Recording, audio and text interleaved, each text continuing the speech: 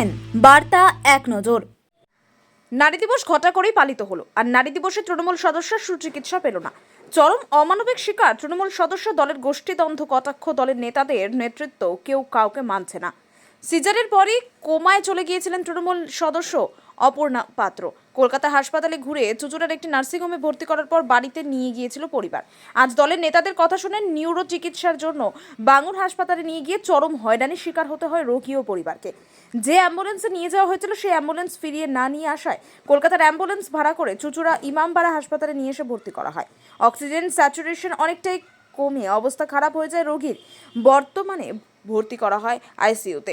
অপর্ণার ভাই প্রসেনজিৎ মাঝি জানান, বিধায়ক অসিত মজুমদার বলেছিলেন বাঙ্গুরে নিয়ে যেতে, একটা ফোন নম্বর দিয়েছিলেন, ওখানে গিয়ে ফোন করে নিতে বলেন। মন্ত্রী অরূপ বিশ্বাসের ওএসডি কুণাল দাস নামে একজনের নম্বর দেন, তিনি ভর্তি ব্যবস্থা করে দেবেন বলে আশ্বাস দেন। হাসপাতালে নিয়ে বারবার ফোন করেও তার সঙ্গে কথা বলা যায়নি, একবার ফোন ধরলেও কোনো সহায়তা পাওয়া যায়নি। পরে এক পুলিশের সাহায্যে লাইনে দাঁড়িয়ে কাউন্টারে দেখানো হয় আউটডোরে, কিন্তু ওষুধ কয়েকটা পরীক্ষা করতে বলেন চিকিৎসক।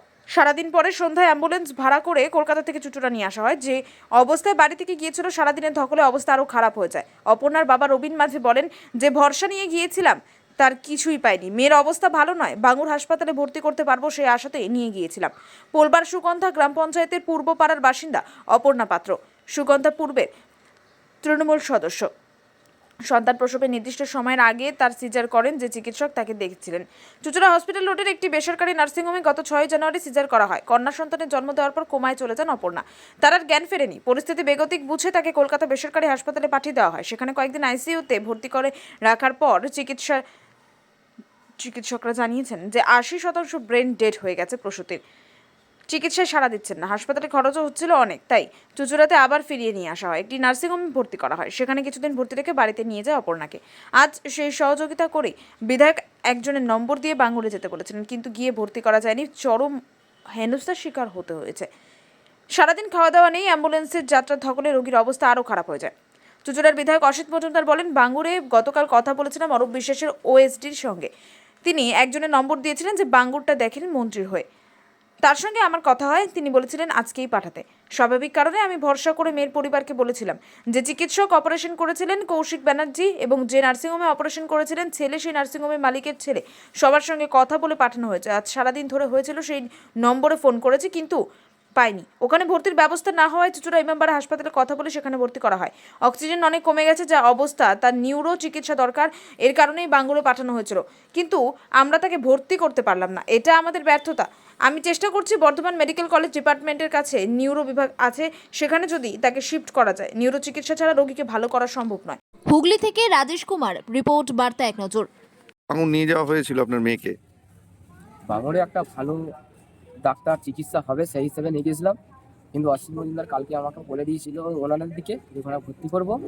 সে গাড়ি অসিত মজুমদারই বলে পাঠিয়েছিল, কিন্তু আমার সাথে ঝগড়া, ওইখানে ওর খালাসিরা সবাই ঝগড়া লেগে যাচ্ছে, থাকছে না। আমি রুগীটা এরকম নিচে ফেলে দিয়ে বলছি আমি চলে যাচ্ছি, বেডটা আমাকে দাও। কি গাড়ি ছিল? অ্যাম্বুলেন্স ছিল। সেই অ্যাম্বুলেন্সটা আমি সবসময় বলছি, আমি এই পেশেন্টটাকে আমি নিয়ে থাকবো কোথায়? যারা ব্যবস্থা করে দিয়েছিল তারা আমার পাশে সেরা তখন নেই, আমি কী করে থাকবো এখন রুগীটাকে নিয়ে? এমনকি তারা বলছি, তাহলে আপনি তাহলে দেখে দিন আমাকে একটা, আর যে পাঠিয়েছে তার সাথে কথা বলো, আমার সাথে ঝগড়া করে কথা বাড়িতে নাম নেই, আমি তো কিছুই জানি না এসব ব্যাপারে। এইটুকুই হয়েছে। আমার মেয়ের ওই শুধু পরিচালনাটা ঠিক হয়নি বলে আজকে এই অবস্থা। বলছি আপনার ছেলে তো বলছিল বিগত কদিন ধরে ঘুমাচ্ছে না, দিদির এই অবস্থা, সারাক্ষণ দিদির পাশে থাকতে হচ্ছে। হ্যাঁ, ঘুমটা ঘুমোচ্ছে, আবার ঘুমোচ্ছে না। না, এই যে আপনাদের অ্যাম্বুলেন্স নিয়ে গিয়ে ওখানে ছেড়ে দিয়ে চলে এলো, কোনো ভর্তিও নিল না, হঠাৎ ছেড়ে দিয়ে চলে? ওরা চলে আসতে চাইছে, কিন্তু আমি আসতে দিচ্ছি না। আমার জামাইয়ের কথা আছে, জামাইও রেগে যাচ্ছে যে এইভাবে যে কেন করছি, যে আমরা তো করিনি। আমি একটা কথাই বলছি ওনাকে, দেখো আমি তো করিনি, অসিত মজুমদার যাকে বলেছে তিনি তো পাঠিয়েছে। এবার তাকে তাহলে ফোন করে জিজ্ঞেস করে যে তুমি চলে যাবে না থাকবে, তাহলে যদি চলে যাও আমাকে একটা গাড়ি করে দিয়ে যাও, নাহলে আমি কি করে আমি মেয়েটাকে সামলাবো? আমি দিকে গাড়ি দেখবো না, মেয়েটাকে আমি এইভাবে হসপিটালের লাইনও তো অনেক ছিল। লাইন প্রচুর, একবার এ মাথা নিয়ে যাচ্ছে, একবার ও মাথা নিয়ে যাচ্ছে, কোনো আমি চিকিৎসার কোনো পাইনি, কোনো পরিষেবা পাইনি। যার দিকে বলেছিল তারা ফোনও তুলে না। আমার আবার একবার ছেড়ে দুবার বলতে গেলেও আমাকে রেগে। বলছি যে আপনার তো মেয়ে একজন সদস্য তৃণমূলের, তৃণমূল থেকে কোনো রকম কোনো সাহায্য বা হেল্প কিছু পাচ্ছেন? আমাকে বাপিদা 15,000 টাকা করে ছুটি দিয়েছে। আর কেউ কিছু আদার্স কোনো সাহায্য কিছু পাচ্ছেন না? যেই আশা নিয়ে ব্যাঙ্গুর হসপিটালে গিয়েছিলেন যে ভালো ট্রিটমেন্ট পাবেন, কিন্তু সেখানে গিয়ে কতক্ষণ লাইনে দাঁড়াতে হয়েছিল? আমি 9টার সময় গেছি আর 1টার সময় খালি আউটডোরে দেখাতে চান্স পেয়েছি, সে সাইন আছে বলে মালিকটা অনেক কষ্ট করে করে দিয়েছে, নাহলে আমাকে ওইটুকু আমি পেতাম না, তাও আমাকে চলে আসতে হয়েছে। আর যে নাম্বার দিয়েছিল সেই নাম্বার কোনো রকম আপনাদের সহযোগিতা করে? একবার ধরেছিল, ধরে বললো এরকম আউটডোরে এরকম নামটা লেখাও, নামটা দেখিয়ে ডাক্তার যদি ভর্তি করে তারপর সেইটুকুই আমরা করতে পারি। বলছি, আপনি যখন গিয়েছিলেন আপনার হাসপাতালে, বলেছিলেন যে আমার মেয়ে পঞ্চায়েতের একজন সদস্য, এই হিসেবে আমরা সব কিছু বলতে পারি। বললে কি চিকিৎসাটা ভালো হতো বলে মনে হয়? এবার আমি তো কাকে বলবো, আমি তো যাদের জায়গায় পাঠিয়েছে তাদের সাথেই তো যোগাযোগ করতে পারছি না। তারাই ফোন তুলছে না। না, তাহলে আমি কাকে বলছি? যখন নিয়ে গিয়ে বাকিরা আমাদের ফোন তুলছে, প্রধান স্যার আমাকে যথেষ্ট হেল্প করেছে, ব্যক্তিগত বাকি কেউ পাশে দাঁড়ায়নি। না, বাকিরা সবসময় আপনারা ভালো চাইছে, সবসময় আপনাকে সুষ্ঠু কিভাবে হবে সেটাও চাইছে। কিন্তু বাড়িতে যে কন্ডিশন ছিল, আপনার ছেলে বলেছিল, এমনকি আমার বাড়িতে দেখতেও গেছে সঞ্জয় দা, বাপিদা নিয়ে। না আপনার ছেলে যেটা জানালো যে বাড়িতে দিদির কন্ডিশন অনেক ভালো ছিল, এই যে এত ঘন্টা আমরা হ্যাঁ, এই ঘুরিয়ে। কদিন খুব ভালো ছিল, কিন্তু এই যে আজকে নিয়ে যে এই অবস্থাটা হলো, আমি ওই রোগীটাকে শুরু হ্যারাসমেন্টে আজকে আরো খারাপ অবস্থা। চিকিৎসা ব্যবস্থাটা মানে একদম একদম কিছুই পাইনি, যে ভরসা করে গিয়েছিলেন কিছু পাইনি। কি নাম আপনার? রবীন্দ্র রবিন মাঝি। বা চিকিৎসা করানো, তার পরিবারও চাইছিল যাতে এটা হয়, কিন্তু সেটা হলো না। শেষ পর্যন্ত কেন এরকম হলো? দেখুন, বাংলায় গতকাল কথা হচ্ছিল অরূপ বিশ্বাসের ওএসডির সঙ্গে, এবং তিনি কুণাল বলে এক ভদ্রলোকের ফোন নাম্বার দিয়েছিলেন, যিনি পিজির বাঙুরটা দেখেন মন্ত্রীর হয়ে। কুণালের সাথে আমার কথা হয়, উনি বলেছিলেন আউটডোরে আজকেই পাঠাতে সকাল 10টার মধ্যে। স্বাভাবিক কারণেই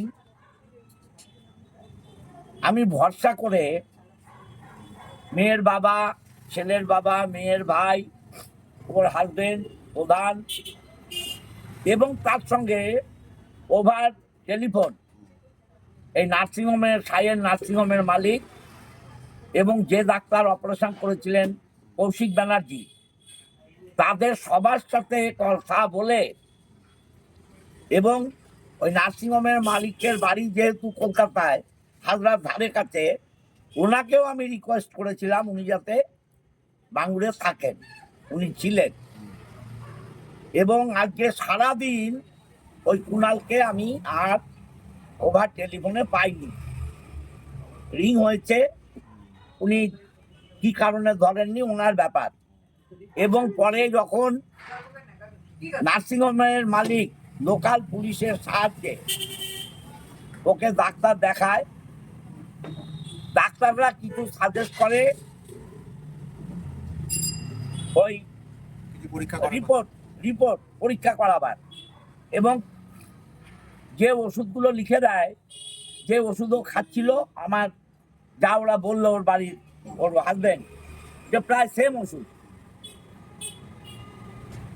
এবং ভর্তি করার ব্যবস্থা করা যায় না।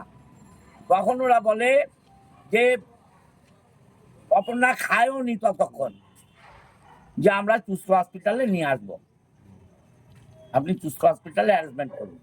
আমি তখন হসপিটালে কথা বলি, হসপিটালে কথা বলে অ্যারেঞ্জমেন্ট করে রাখি। ওরা বাড়িতে এনে অপর্ণাকে কিছু খাইয়ে হসপিটালে নিয়ে আসে, ভর্তি হয়েছে, এখন সিসিউতে 8 নম্বর বেডে আছে।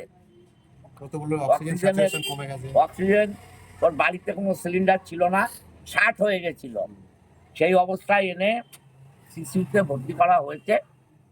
এবং আজকে যেহেতু ওনার সার্জিক্যালেরও প্রবলেম আছে, সার্জিক্যাল ডাক্তার যিনি ছিলেন ইমার্জেন্সিতে, তার আন্ডারেই ভর্তি হয়েছে। আমি খবর রাখছি অনবরত। একটু আগেও ওর হাজবেন্ডের সাথে কথা হচ্ছে, হসপিটালের যারা কর্মকর্তা তাদের সাথেও কথা হচ্ছে, ডক্টর কৌশিক ব্যানার্জির সাথেও কথা হয়েছে, এবং সব ব্যাপারটাই আমাদের নজরে আছে। এখন ডাক্তার তো আমরা নই, ওর পরিস্থিতি এখন দরকার ছিল নিউরো ট্রিটমেন্ট, আমরা পারলাম না, এটা আমাদের ব্যর্থতা। হ্যাঁ, আমি চেষ্টা করছি, তাও হাল ছাড়িনি। বর্ধমান মেডিকেল কলেজে একটা নিউরো ডিপার্টমেন্ট আছে, সেখানে চেষ্টা করছি যদি শিফট করা যায়। এখন বুঝতেই তো পারছেন যে নিউরো ট্রিটমেন্ট ছাড়া ওকে ভালো করা সম্ভব না।